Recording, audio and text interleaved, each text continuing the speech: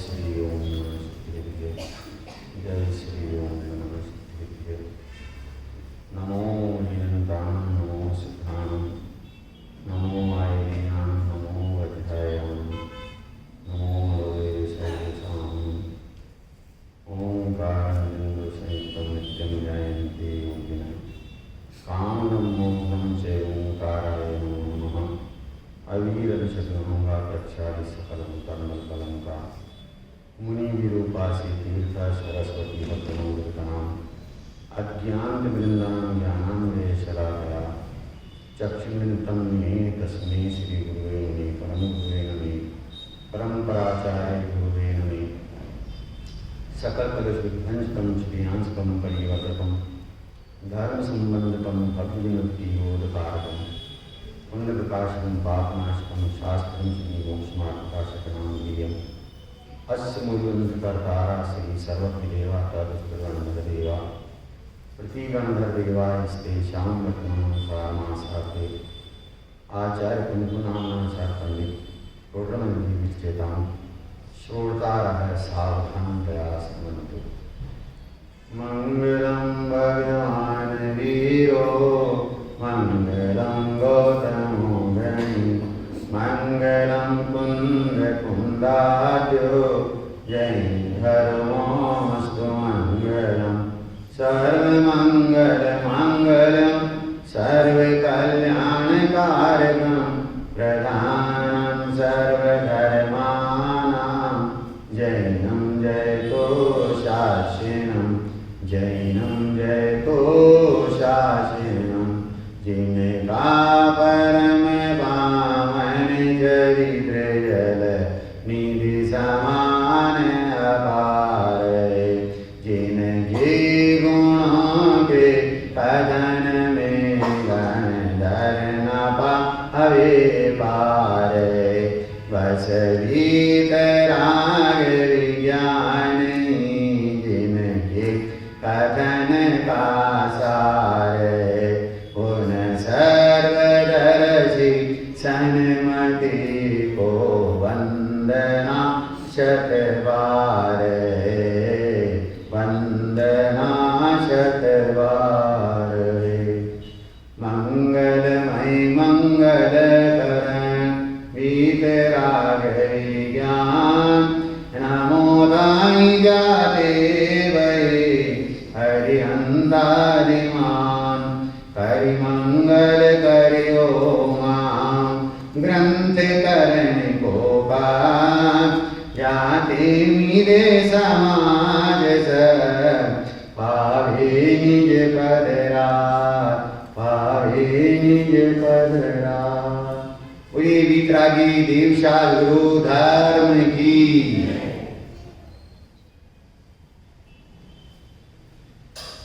मोक्ष मार्ग प्रकाशक नाम का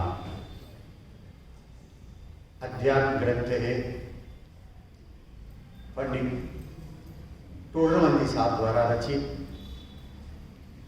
और आज और कल दो प्रवचन के माध्यम से इस मोक्ष मार्ग प्रकाशक के सार को अपन समझने का और प्राप्त करने का प्रयास करें कि मोक्ष मार्ग प्रकाशक मोक्ष मार्ग अर्थात रत्नत्रय मोक्ष मार्ग अर्थात सम्यक दर्शन ज्ञान चरित्र की एकता जिसका प्रारंभ चतुर्थ गुण स्थान से होता है और 12वें गुण स्थान के अंत में समापन हो जाता है।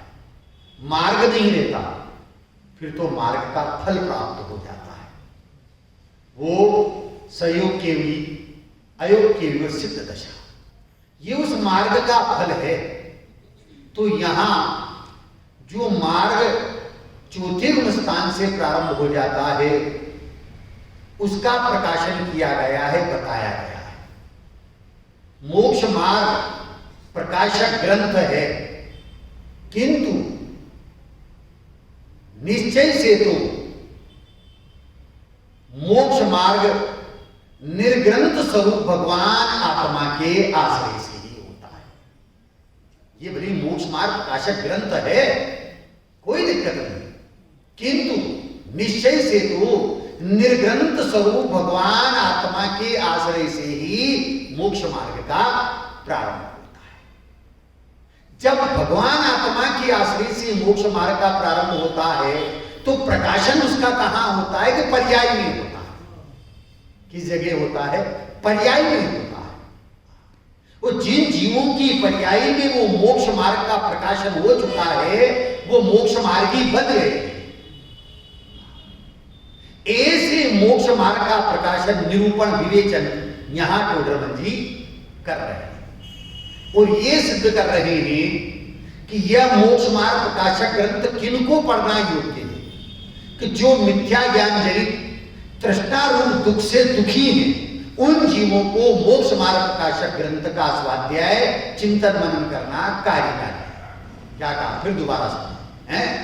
जो मिथ्या ज्ञान जनित तृष्णा रूप दुख से दुखी हैं, उन जीवों को मोक्ष मार्ग प्रकाशक ग्रंथ पढ़ना, समझना कार्य है।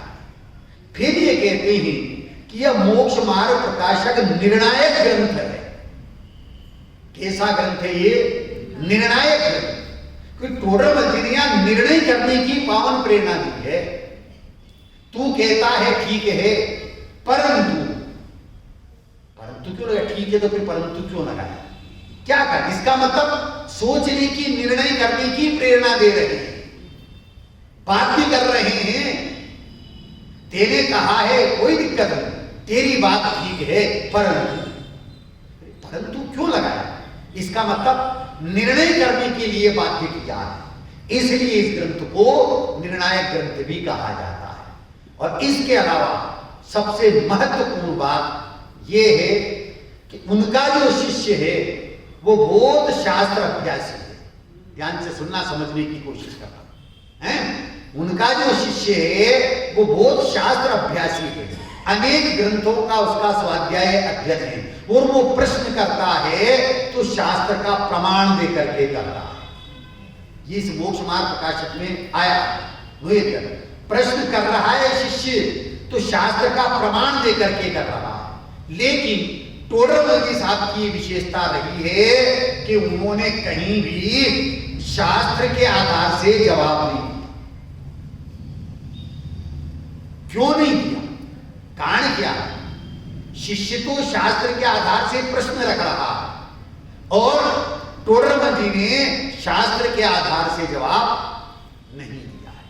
क्यों नहीं दिया? कारण क्या है कि उन्होंने अपेक्षा से जवाब दिया है, नई अपेक्षा से जवाब दिया है। क्योंकि जो शिष्य है उसको नयों का ज्ञान नहीं, शिष्य को नयों का ज्ञान नहीं है। इसलिए टोडरमल जी ने नई अपेक्षा से, किसी अपेक्षा से समझा करके उसके प्रश्न का जवाब देकर के उसे संतुष्टि किया है। तो उसी प्रकार से यहां इस मोक्ष मार्ग प्रकाशक ग्रंथ के प्रारंभ में टोडरमल जी साहब ने सबसे पहले प्रथम जो मंगलाचरण किया है। मंगलाचरण भी दो प्रकार का है, निबद्ध मंगलाचरण, अनिबद्ध मंगलाचरण। तो यहां पंडित टोडरमल जी ने आत्मानुभूति लेकर के मंगलाचरण किया है, किसी के द्वारा रचा गया है। आत्मानुभूति स्वसंवेदन से, और स्वसंवेदन में कैसा आया है, स्वसंवेदन में कैसा अनुभव में आया है, उस बात को इस मंगलाचरण में प्रकट किया कि मंगलमय मंगल करण वीतराग विज्ञान। क्या कह रहे हैं? मंगलमयी स्वरूप ही जिसका मंगलमयी है, आनंदमयी है, अर्थात जिसमें मिथ्यात्व, मोह, राग, द्वेष, विकार रूप परिणामों का प्रवेश ही स्वभाव से ही मंगलमयी। भाई साहब, अग्नि स्वभाव से कैसी है? उष्ण है, स्वभाव ही उष्ण पने का है। अब किसी अपेक्षा से ठंडा बना के लिए कैसे कह सकते हैं?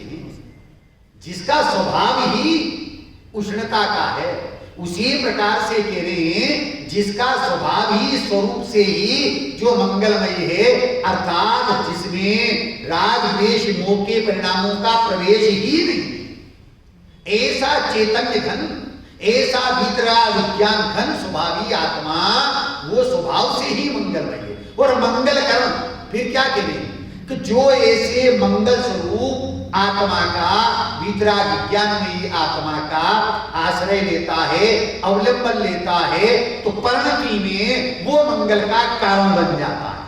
क्या करें, परिणति में भी मंगल हो जाता है, मंगलमय मंगल। वीतराग विज्ञान, किसका नाम वीतराग विज्ञान है? किसको वीतराग विज्ञान कहते हैं? पाठशाला में पढ़ा होगा है? वीतराग विज्ञान का मतलब क्या है? वही वीतराग राग द्वेष मोह बीत गया, विज्ञान मतलब विशेष ज्ञान। पर या टोडरमल जी क्या कह रहे, क्या मंतव्य है उनका कि राग रहित ज्ञान स्वभाव की, राग रहित ज्ञान सहित आत्म स्वभाव की खोज करना, इसका नाम वीतराग विज्ञान है। ध्यान से सुनना, समझने की कोशिश करना है। राग रहित और ज्ञान सहित जो आत्म स्वभाव है उसकी खोज करना, उसकी अन्वेषण करना, उसको ढूंढना, पता लगाना, उसका नाम वीतराग विज्ञान है। और ऐसा वीतराग विज्ञान कहां मिलेगा दादाजी, किस जगह मिलेगा? ये बहुत बढ़िया, बिल्कुल सही जवाब है। संकेत आपका बिल्कुल 100% सही है। राग रहित ज्ञान सहित आत्म स्वभाव वो त्रिकालवर्ती जीवों के पास में है। निगोद से लेकर के सिद्धालय तक के जितने भी जीव हैं वो सब स्वभाव से वीतराग विज्ञान में है। राग रहित ज्ञान सहित आत्मा मौजूद है। ये स्वभाव रूप वीतराग विज्ञानता। ध्यान से सुनना भैया, अगर स्वभाव रूप वीतराग विज्ञानता की खोज नहीं होगी, स्वभाव रूप वीतराग विज्ञानता का पता नहीं होगा, तो पर्याय में 3 काल भी वीतराग विज्ञानता प्रकट होने वाली नहीं। इसलिए टोडरमल जी प्रथम में प्रथम पहली पंक्ति में किसको नमन कर रहे हैं, किसको नमस्कार कर रहे हैं? जैसे अमृतचंद्राचार्य देव ने अपने इष्टदेव सिद्धात्मा को नमन किया आत्मख्याति टीका के इसमें, यहाँ टोडरमल जी ने सबसे प्रथम में प्रथम उस वीतराग विज्ञान, राग रहित ज्ञान सहित आत्म स्वभाव को मंगल स्वरूप, मंगलमय कह करके और परिणति में मंगल का कारण सिद्ध किया है और उसको नमन किया है। देखो एक कहावत है, 1000 ज्ञानियों का एक मत। डॉक्टर साहब बराबर, 1000 नहीं, अनंत ज्ञानियों का एक मत और एक अज्ञानी के अनंत मत। यहाँ टोडरमल जी ने किस परंपरा का निर्वाह किया? अनंत ज्ञानियों की परंपरा का निर्वाह किया है। कुंदाचार्य देव, अमृतचंद्राचार्य देव, जिनसेनाचार्य, उमा स्वामी आदि की परंपरा का निर्वाह करते हुए क्या सिद्ध किया है कि मंगल स्वरूप और परिणति में जो मंगल का हेतु मूल कारण है वो राग रहित ज्ञान सहित आत्मा ही है, अर्थात स्वभाव रूप वीतराग विज्ञानता। कौन सी वीतराग विज्ञानता? कि स्वभाव रूप वीतराग विज्ञानता जो त्रिकालवर्ती जीवों में विद्यमान है, इससे रहित कोई है ही नहीं। निगोदिया जीवे, बहन जी, निगोदिया जीवे है, वो भी वीतराग विज्ञान वाला है नहीं? एक इंद्रिय है, भले अक्षर के अनंत में भाग के बराबर चौक्षम है। ऐसा क्यों हुआ? क्या उसने अपनी ज्ञान परिणति में ज्ञायक की विराधना की थी, तो ज्ञान घटते घटते घटते घटते घटते अक्षर के अनंत में भाग ले गया और कहां चला गया? किसकी विराधना की थी? ज्ञायक की विराधना की थी। कहा? अपनी ज्ञान परिणति में ज्ञायक की विराधना करने के कारण से ज्ञान घटता गया और घटते घटते अक्षर के अनंत में भाग ले गया और निगोद में चला गया। और जिन जीवों ने अपनी ज्ञान परिणति में ज्ञायक का सम्मान किया, आखिर क्या कहा? जिन जीवों ने अपनी ज्ञान परिणति में ज्ञायक का सम्मान किया है उन्हें केवल ज्ञान का ताज पहनने को मिला है। कौन सा ताज पहना उन्होंने? किसके बल से? इस वीतराग ज्ञान स्वभाव के बल से। त्रिकालवर्ती जीवों के स्वभाव रूप वीतराग विज्ञानता विद्यमान है। जो ऐसे स्वभाव रूप वीतराग विज्ञानता की श्रद्धा करता है, ज्ञान प्रतीति करता है, उस वीतराग विज्ञान स्वभाव राग रहित ज्ञान सहित आत्मा का अवलंबन लेता है, आश्रय लेता है, तो कहे नमो ताहि जाते वै। ये आश्रय ले लिया। किसका आश्रय लिया? स्वभाव रूप वीतराग विज्ञानता का आश्रय लिया है, पर्याय रूप नहीं। यहां तो भी उस भाव नमस्कार की चर्चा है कि नमो ताहि जाते वै। जिसको नमन करने से, नमन करना मतलब हाथ जोड़ना नहीं, स्वीकार करना। और स्वीकार करने वाली कौन है? कि पर्याय। स्वीकार करने वाली कौन है? कि पर्याय है। वो पर्याय ऐसे वीतराग विज्ञान घन स्वभाव के सन्मुख हुई है, और सन्मुख ही नहीं हुई, उसके प्रति समर्पित हो गई, अपने आप को उसके प्रति समर्पित कर दिया है। तो उसको नमन करने से, पर्याय का उसमें झुकने से नमो ताहि जाते भय। क्या हो गए पर्याय में? अरहंतादिक महान। क्या कह रहे हैं? उस स्वभाव रूप वीतराग विज्ञानता का अवलंबन लेने से, आश्रय लेने से, पर्याय को उस पर सन्मुख करने से परिणति में पहले तो एक देश वीतराग विज्ञानता प्रकट होती है। ध्यान से सुनना। कौन सी वीतराग विज्ञानता? एक देश वीतराग विज्ञानता, जिसका प्रारंभ कहां से होता है? चौथे गुणस्थान से होता है। चौथे से 12वें तक एक देश वीतराग विज्ञानता है। चौथे से 12वें गुणस्थान तक एक देश वीतराग विज्ञानता है। और 13वें 14वें सिद्ध दशा में उस एक देश वीतराग विज्ञानता सर्वदेश वीतराग विज्ञानता में परिणमित हो जाती है। पर्याय में सर्वदेश, सर्व रूप से वीतराग और विज्ञानता। वीतराग अर्थात जिसका मोह राग द्वेष बीत चुका है, लेकिन पर्याय का बीता है, स्वभाव में तो उसका प्रवेश ही नहीं। ये स्वभाव तो क्या बताया? राग रहित और ज्ञान सहित आत्म स्वभाव की खोज, वो स्वभाव रूप वीतराग विज्ञानता है। उसकी श्रद्धा ज्ञान प्रतीति करने से, उसका आश्रय अवलंबन लेने से परिणति में एक देश राग का अभाव होता है, एक देश राग द्वेष का अभाव होता है। चतुर्थ गुण स्थान से है तो एक देश वीतराग विज्ञानता प्रारंभ होती है चतुर्थ गुण स्थान से 12वें गुण स्थान तक। तो राग द्वेष मोह के परिणाम नहीं होना। कहां? पर्याय में एक देश और सर्वदेश का पूर्ण रूप से राग द्वेष मोह का अभाव होकर के जैसा आत्मा का वीतराग विज्ञान घन स्वभाव है, ऐसा का ऐसा ही पर्याय में प्रकट हो जाना। उसका नाम है सर्वदेश वीतराग विज्ञानता। विज्ञान, वीतराग और विज्ञानता। क्या विज्ञानता ज्ञान गुण की पर्याय है और वीतराग का चारित्र गुण की पर्याय है। विज्ञानता मतलब विशेष ज्ञान, प्रयोगात्मक ज्ञान। आओ करके सीखें, साइंस में पढ़ाया जाता है। आओ प्रयोग करके सीखें। पानी का सूत्र है H2O, सूत्र याद है, लेकिन विज्ञान क्या कहता है? याद करने से मतलब नहीं, प्रैक्टिकल करें, प्रयोग करें। तो ऐसे ही विज्ञान क्या कहता है? आओ प्रयोग करके सीखें। जैन दर्शन ये प्रयोगशाला है। जैन दर्शन क्या है? ये प्रयोगशाला है। किसकी? वीतराग विज्ञानता को प्रकट करने। कोई त्रिकालवर्ती जीव वीतराग विज्ञानी है, लेकिन अब प्रकट करना है ना, तो प्रयोग कहां करें? अपनी परिणति में प्रयोग करते उसे प्रकट करें। तो वो एक देश वीतराग विज्ञानता इस स्वभाव रूप वीतराग विज्ञानता के आश्रय से चतुर्थ गुण स्थान में प्रकट होती है, 12वें में पूर्णता होती है और 13वें 14वें और सिद्ध दशा में परिपूर्ण वीतराग विज्ञानता है।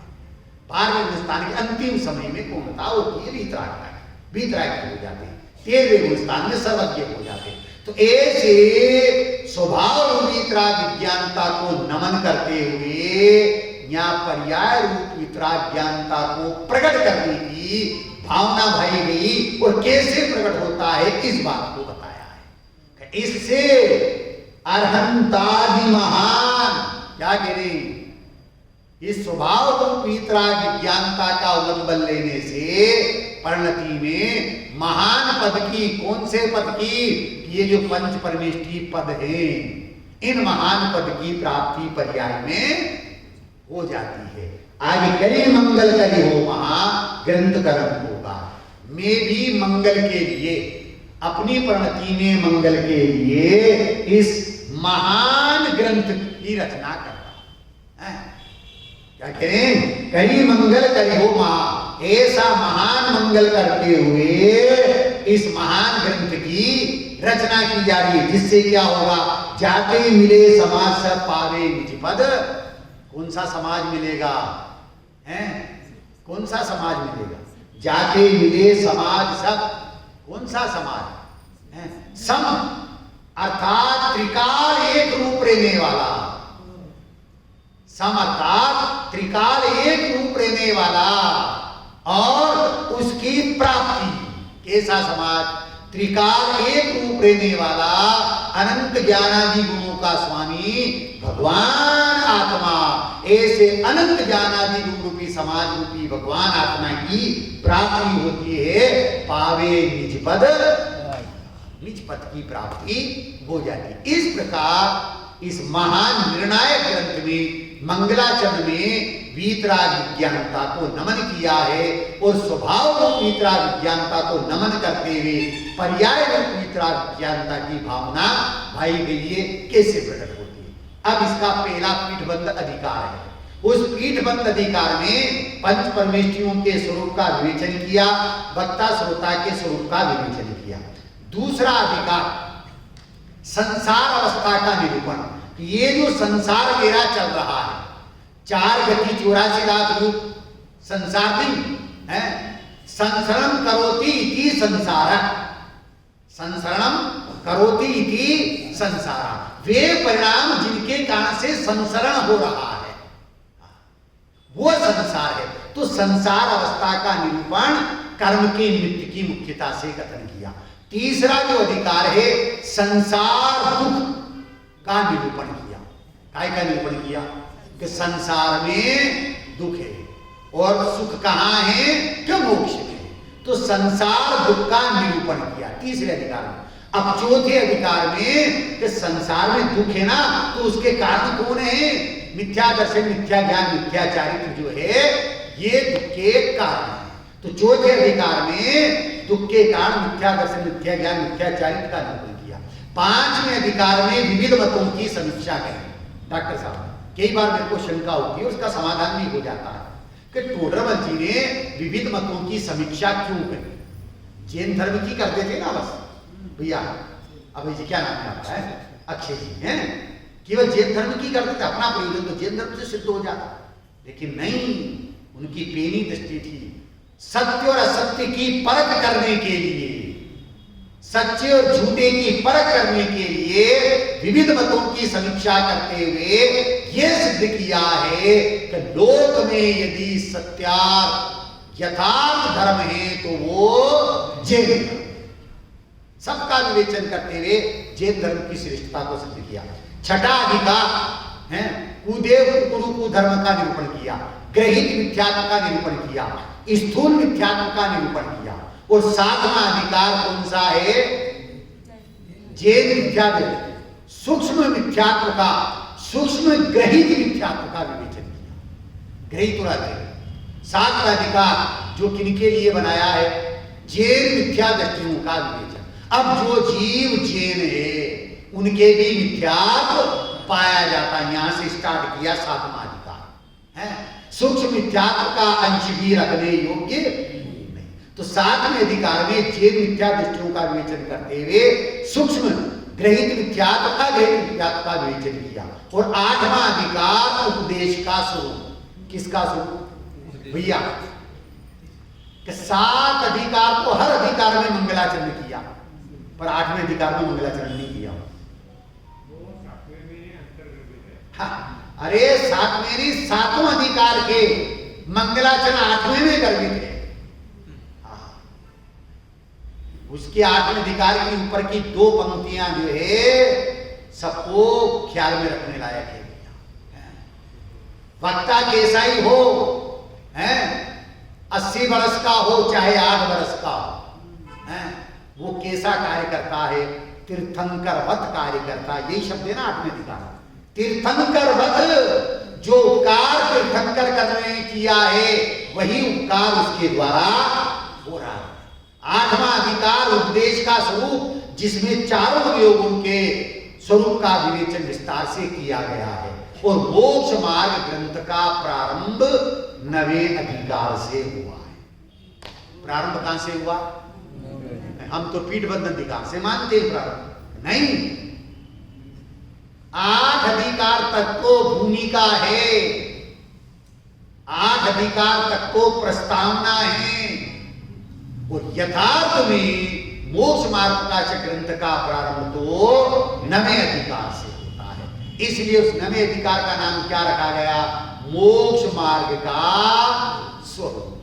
मोक्ष मार्ग का अर्थात रत्नत्रय का स्वरूप कहते हैं, सम्यक दर्शन ज्ञान चरित्र का स्वरूप कहते हैं। तो उस मोक्ष मार्ग का सार, इस मोक्ष मार्ग प्रकाशक ग्रंथ का सार क्या है? 3 बिंदुओं के माध्यम से अपन ले रहे, ख्याल में रखना क्या।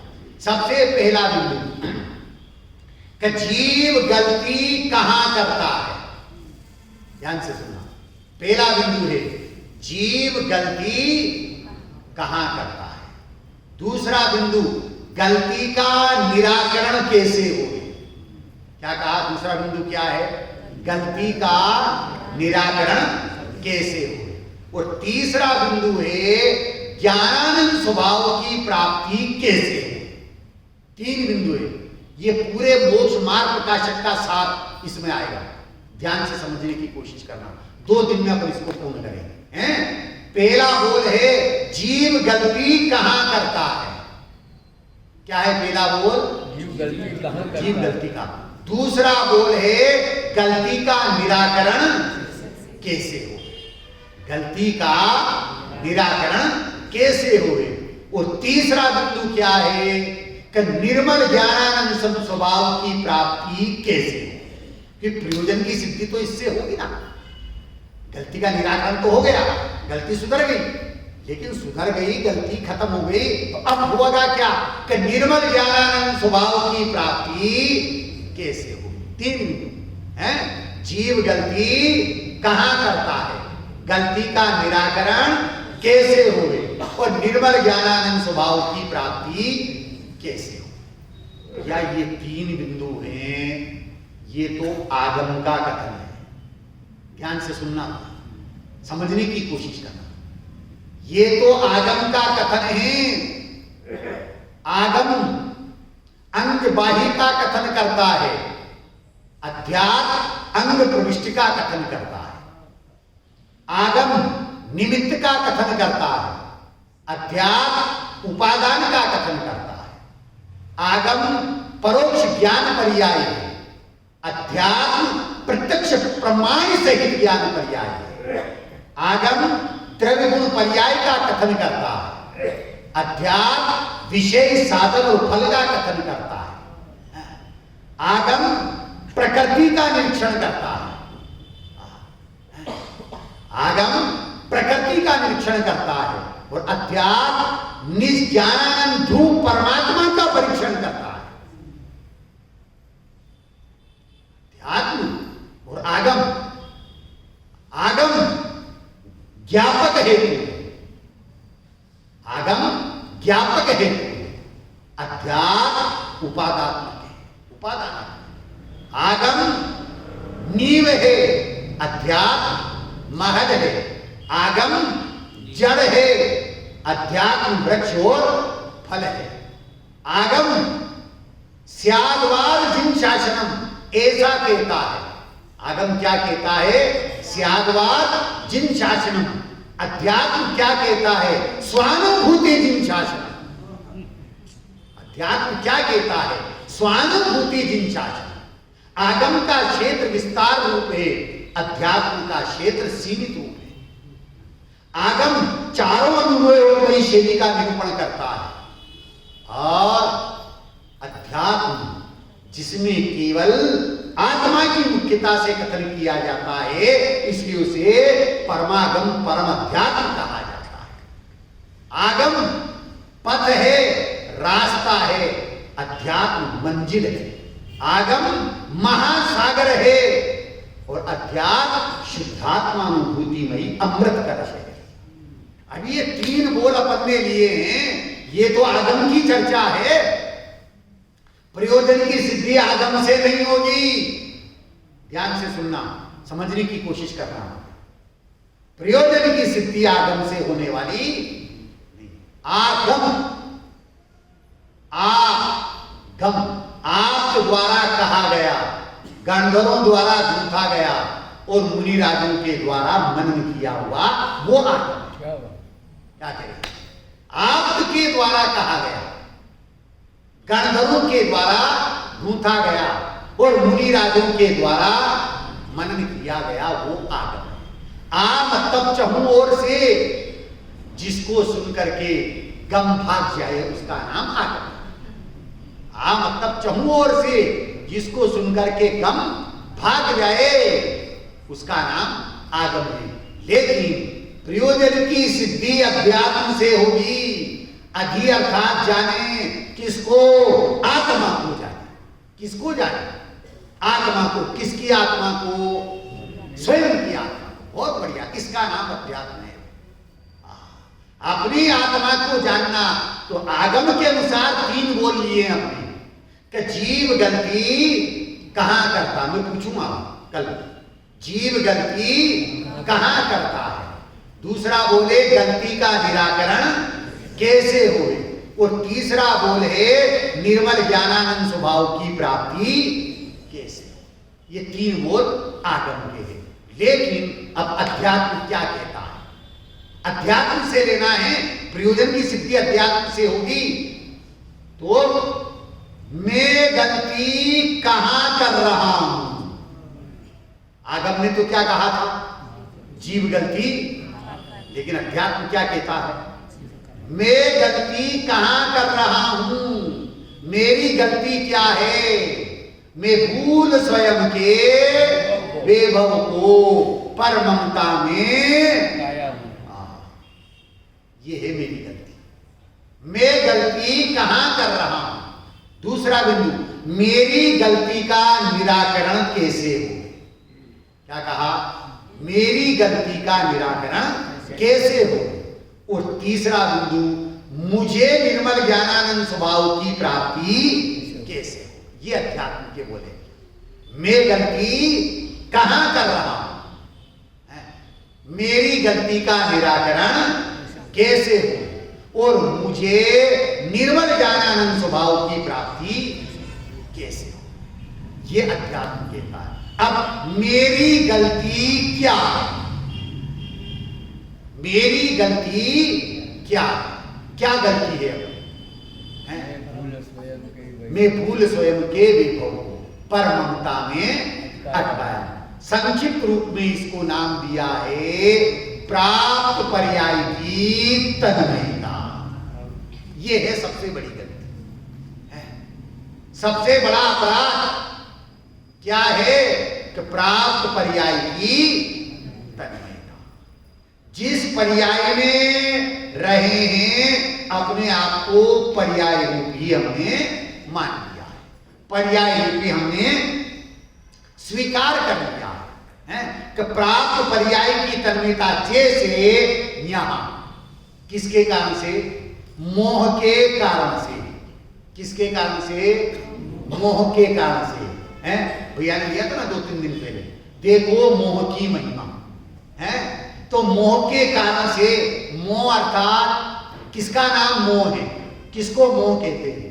बोलो इधर से, महिलाओं में से बोलो, मोह किसको कहते हैं? ममत्व का। बहुत बिल्कुल सही, सही जवाब है आपका। ममत्व है, अहंकार ममकार रूप परिणाम को ममत्व कहते हैं। स्व और पर के एकत्व के दर्शन का नाम स्वर पर के एकत्व के दर्शन का नाम मोह है। वह परिणाम जो जीव को मोहित करे उसको मोह कहते हैं। पर में एकत्व, ममत्व, कर्तृत्व, भोक्तृत्व, ज्ञातृत्व के परिणाम को भी मोह कहते हैं। और ये क्यों होता है कि दर्शन मोहिनी कर्म का भेद, मोहिनी कर्म के दो भेद, दर्शन मोहिनी, चारित्र मोहिनी, और दर्शन मोहिनी के तीन भेद। तीन भेद तो बाद में होते टुकड़े सम्यक तुक होने के बाद, लेकिन पहला तो है मिथ्या। दर्शन मोहिनी कर्म का भेद मिथ्यात्व कर्म के उदय के कारण से जीव को परिणति में स्वर पर के एकत्व के दर्शन रूप परिणाम होता है, अहंकार ममकार रूप परिणाम होता है, उसका नाम मोह है। देखो मोहिनी, मोह के कारण से प्राप्त पर्याय में तन्मयता या पर में तन्मयता। तो प्राप्त पर्याय है वह भी तो पर है, शरीर है वो भी तो पर है, पुद्गल है, और उसमें तन्मयता किसके कारण से? मोह के कारण से। ध्यान से सुनना, एक उदाहरण आता है। कोई पुरुष मेहमान बन करके किसी के यहां गया है, मेजमान के यहां गया, और वो मेजमान उसको रेलवे स्टेशन पर लेने के लिए आता है, और जैसे ही मेहमान उतरा, बैग वगैरह हाथ में लिए, आगे आगे मेजमान चल रहा है, पीछे पीछे मेहमान चल रहा है। अब वो मेजमान थोड़ी दूर चलने पर क्या कहता है? भाई साहब, ये 3 मंजिला मकान नजर आ रहा है ना, ये अपना ही है। क्या कहा? ये 3 मंजिला मकान नजर आ रहा है, ये अपना ही है। अच्छा, तो चले इसके अंदर। मेहमान भी समझदार था कि चले इसके अंदर, कि नहीं, इसको तो मैंने बेच दिया। क्या कहा? इसको तो मैंने बेच दिया। फिर थोड़ी दूर आगे बढ़े, और थोड़ी दूर चलने के बाद फिर क्या कहता है? भाई साहब, ये जो 5 मंजिला मकान नजर आ रहा है ना, ये भी अपना ही है, ये भी अपना ही है। मेहमान ने कहा इसके अंदर चले, कि नहीं, इसको खरीदने का विचार है, इसको खरीदने का विचार है। अब फिर थोड़ी दूर आगे चले और एक मकान के अंदर प्रवेश किया, तो वो मेजमान क्या कहता? भाई साहब, ये मकान भी अपना ही है। मेहमान बड़ा समझदार था, उसने कहा भाई साहब आपका ही है, रजिस्ट्री पट्टा आपके नाम है। कि नहीं, इसमें तो हम किराए से रहते हैं। अब ये बताओ उसके कितने मकान थे? एक भी नहीं। और माना कितना? ये काय का परिणाम? यह मोह महादुख रूप कोई मत कर जो, यह मोह महादुख रूप कोई मत कर जो, यह आपा पर बेभान कोई मत कर जो। क्या करें? यह मोह का परिणाम है। एक भी मकान उसका नहीं है, पर तीनों को उसने अपना मान रखा है। ये मोह है। स्वर पर के एकत्व के दर्शन का नाम मोह है। तो मोह के कारण से प्राप्त पर्याय में तन्मयता। किसके कारण से? मोह के कारण से प्राप्त पर्याय में तन्मयता। पुरुष पर्याय में है, मनुष्य पर्याय में तो अपने आप को मनुष्य मान लिया, स्त्री की पर्याय में तो अपने आप को स्त्री मान लिया है, पशु की पर्याय में गए तो अपने आप को पशु। अरे देखो, यहां जिनको छठा 7वां गुणस्थान था, दे छूटी, और अगले समय में 3 समय बाद चौथे समय में देव पर्याय मिल गई, और देव पर्याय मिली तो गुणस्थान कितने रह गए? चौथा। मां चौथी क्लास से आगे गई, और यहां तो मनुष्य पर्याय में 14 क्लास पार करके सिद्धालय में विराजमान हो सकता है। लेकिन प्राप्त पर्याय की तन्मयता, यहां अपने आप को मनुष्य मान रहा है, और वहां चले गए तो क्या मान लिया? देव। लेकिन ज्ञानी धर्मी है, धर्मात्मा है, लेकिन भले ही वो नरक में भी है, परंतु नरक में भी क्या उसकी विचारधारा धारणा चलती है, अपने धारणा ज्ञान में उसके ज्ञाय स्वरूपी भगवान आत्मा बना हुआ है।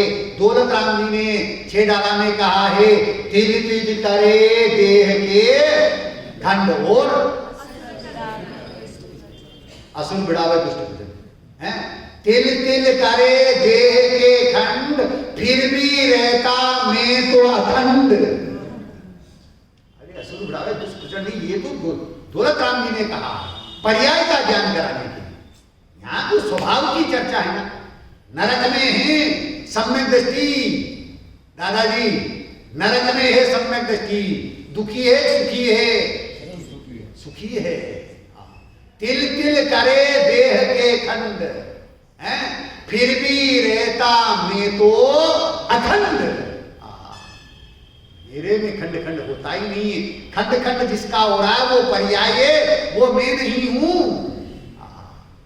ज्ञानी को पर्याय दृष्टि नहीं है, पर्याय है परंतु पर्याय दृष्टि नहीं है। पर्याय दृष्टि ही दुख का कारण है। मेरी गलती क्या है? जीव की नहीं, किसकी गलती? अध्यात्म क्या कहता है? मेरी गलती। मेरी गलती क्या है? तो प्राप्त पर्याय में तन्मयता है। इस प्राप्त पर्याय की तन्मयता को, इस गलती को दूर करने के लिए कि गलती का निराकरण कैसे हो। किसकी गलती का? पड़ोसी की गलती का, मेरी गलती का। अपराध मेरा है, स्वयं का है, तो मेरी गलती का निराकरण कैसे होवे? अपराध क्या? प्राप्त पर्याय में तन्मयता, ये मेरा अपराध है। त्रिकालवर्ती जीवों का अपराधी यही है। लेकिन यहां तो अध्यात्म क्या कह रहा है? स्व की अपेक्षा से फर्स्ट पर्सन आई को लेना है। आई मीन्स मैं। मेरी गलती, मेरा अपराध ये है कि प्राप्त पर्याय में तन्मयता मान रखी है। ये है सो मैं हूं और ये मेरी है। लेकिन दौलत राम जी क्या कहते हैं दूसरी डाल में? चेतन को है उपयोग रूप है, चिन्ह मूरत बिन मूरत तू ये है। ऐसा नहीं मान करके अपने को क्या मान लिया? तन उपजत अपनी उपज जान, तन नशत आपको। ये है प्राप्त पर्याय की तन्मयता, ये है अपराध, ये मेरा अपराध, ये मेरी गलती। मैं गलती कहां कर रहा हूं? मेरी गलती क्या है कि प्राप्त पर्याय में तन्मयता है। अब उस गलती का निराकरण कैसे हो, वो गलती कैसे दूर होवे? तो उसके लिए कहते हैं भैया, जिनवानी माँ की पावन गोद में बैठ करके। कहां बैठ करके? जिनवानी माँ की पावन गोद में बैठ करके तत्व का निर्णय करे। किसका निर्णय करे? तत्व का निर्णय करे। तत्व मतलब भाव, परभाव का, स्वयं के भाव का, ये बात अपने स्वभाव का। जिनवानी माँ की गोद में बैठ करके तत्व का निर्णय करे और तत्व का निर्णय करते हुए संतोष रूपी अमृत का पान करे। गलती का निराकरण कैसे? कि स्वाध्याय के द्वारा भेद ज्ञान के बल से ज्ञान स्वभावी आत्मा का निर्णय करे। किसका निर्णय करे? किसके द्वारा? स्वाध्याय के द्वारा। किसके बल से? भेद ज्ञान के बल से। किसके बल से? भेद ज्ञान के बल से ज्ञान स्वभावी आत्मा का निर्णय करे। किसका निर्णय करे? ज्ञान स्वभावी आत्मा का निर्णय करे। ये ज्ञान स्वभावी भगवान आत्मा है, वो मैं हूं, तो गलती का निराकरण। गलती क्या थी? गलती क्या थी? प्राप्त पर्याय में तन्मयता। किसकी गलती? जीव की, मेरी? मेरी। अब निराकरण कैसे? कि स्वाध्याय के द्वारा तत्व ज्ञान के बल से ज्ञान स्वभावी आत्मा का निर्णय करें। किसकी ज्ञान स्वभावी आत्मा का? स्वयं की ज्ञान स्वभावी। अरे जिसको ज्ञान स्वभावी आत्मा का निर्णय हो जाता है, हमारे सामने उदाहरण है बनारसी दास जी। हैं? बनारसी दास जी का जीवन बड़ा विचित्र रहा है, विस्तार से तो नहीं लेना है, लेकिन इतना विचित्र रहा है कि 3 शादियां करी और 9 बच्चे हुए और तीनों पत्नियां मर गई और 9 ही बच्चे मर गए। ऐसा सच बताना, जिसकी 3 पत्नियां मर जाए, 9 बच्चे मर जाए, हैं, वो जो है दुर्भाग्यशाली है कि भाग्यशाली है? भाग्यशाली है। भागवत स्वरूपी आत्मा का ज्ञान कर ले तो भाग्यशाली है। इन संयोगों की नश्वरता को देख करके, अनित्यता को देख करके, हैं, किसका निर्णय कर ले? भागवत स्वरूप आत्मा का ज्ञान पर्याय में निर्णय कर ले, वो भाग्यशाली थे। तो बनारसी दास जी भाग्यशाली थे भाई, हैं? जब पत्नी का दाह संस्कार करके आते शमशान से, बच्चों का दाह संस्कार करके आते और लोग सादर विजन कहते, भाई जी बहुत बुरा हुआ है, बहुत बुरा हुआ है, हैं? और वो क्या कहते थे? कुछ भी बुरा नहीं हुआ, मेहमान आया था, उस मेहमान को छोड़ के आ रहा हूं, ये कहते थे। क्या कहते थे? मेहमान आया था, उस मेहमान को छोड़ के आ रहा। अब अंतिम समय में बनारसी दास जी का बोल बंद हो गया, तो अब लोग क्या कहते हैं? अरे इनका जीव कहीं न कहीं अटक रहा है, इनका जीव कहीं न कहीं अटक रहा है। आखिर में 3 पत्नियों का मरण हो गया, 9 बच्चों का मरण हो गया, इनका जीव कहीं न कहीं अटक रहा है।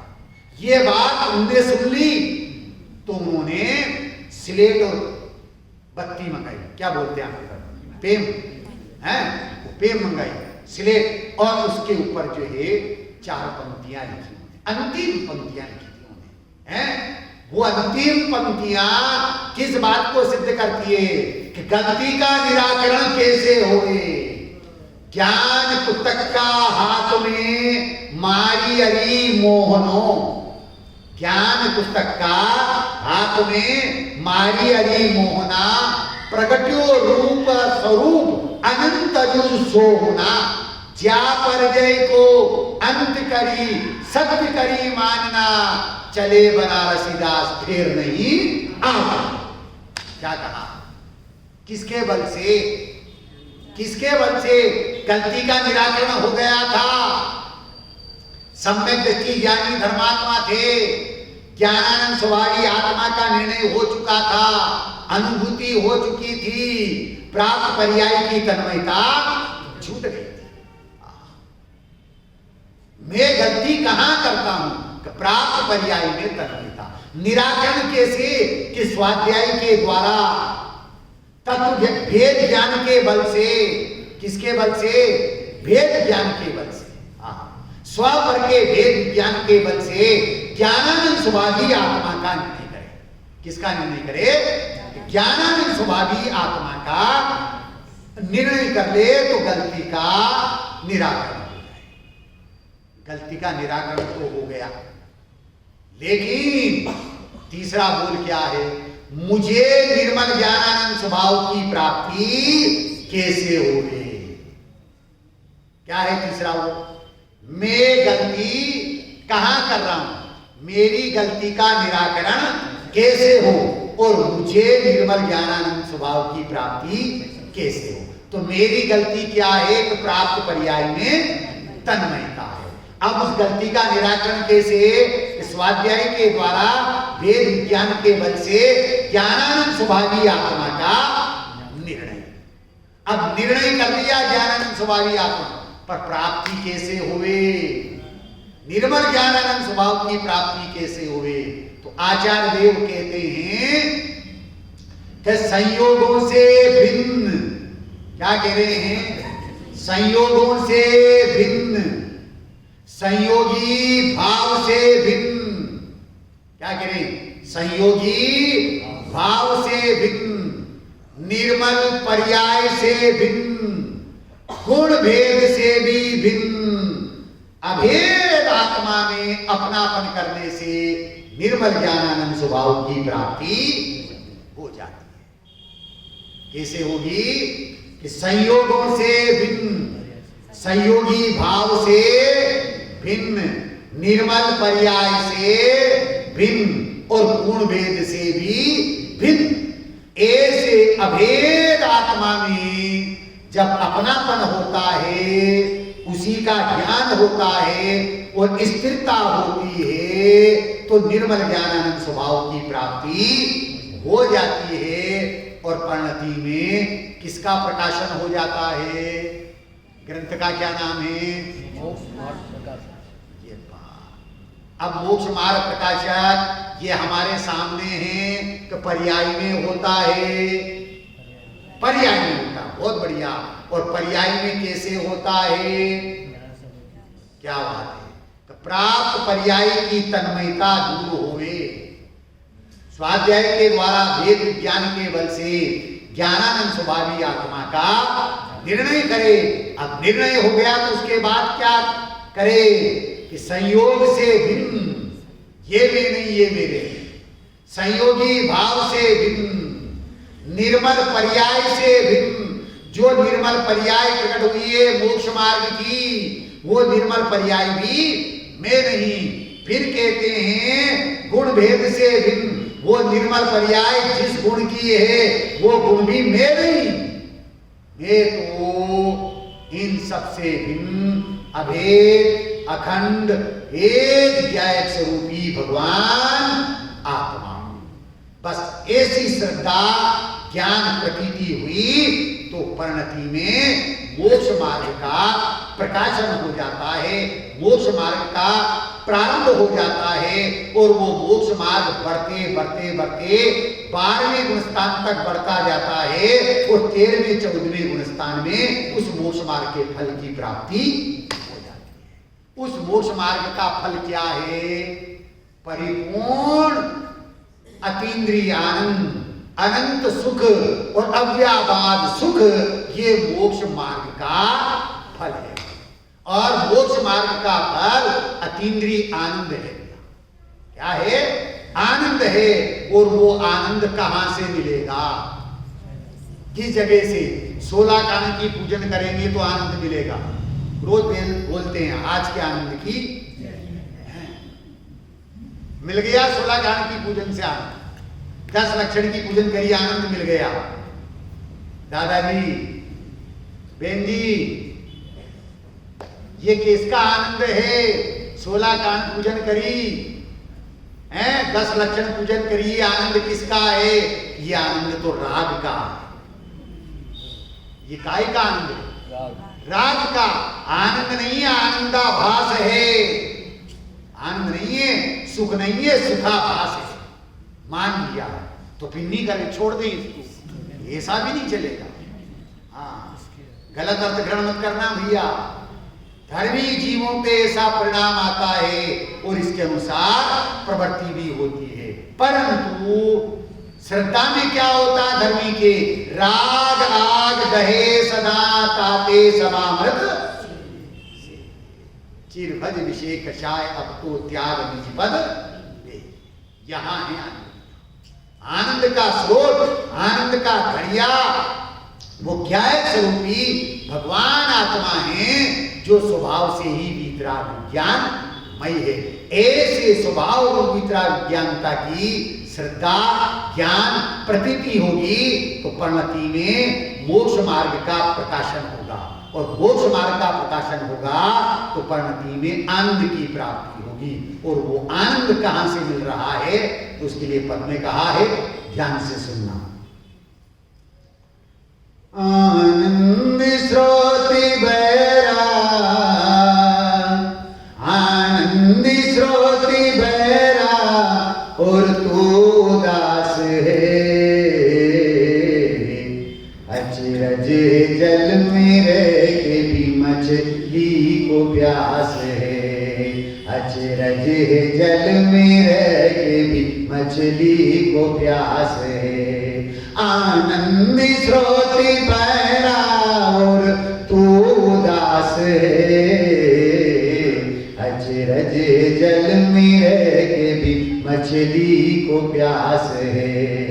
अचरज है जल में रह के भी मछली को प्यास है। उठ ज्ञान चक्षु खोल के तू देख तो जरा।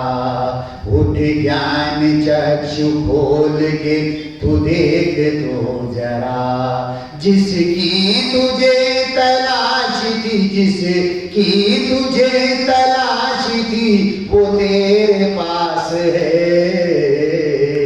अचरज है जल में रह के भी मछली को प्यास है। अचरज है जल में रह के भी मछली को प्यास है। आनंद स्रोत बहरा, नंद स्रोत बहरा, तू उदास है।